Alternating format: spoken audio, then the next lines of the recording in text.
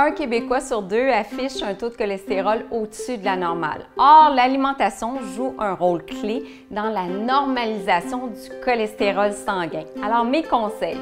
D'abord, on doit limiter la consommation de mauvais gras et qui dit mauvais gras dit gras trans et gras saturés.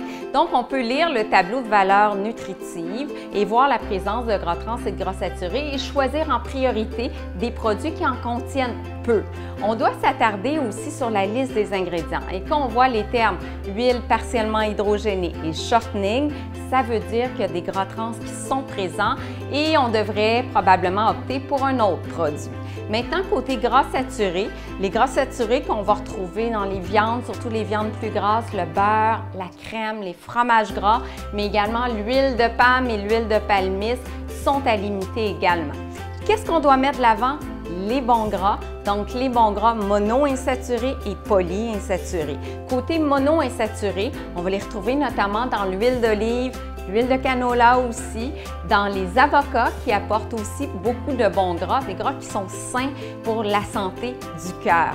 On peut aussi mettre de l'avant les poissons qui apportent de bons gras polyinsaturés, les oméga 3, qui sont excellents pour la santé cardiovasculaire.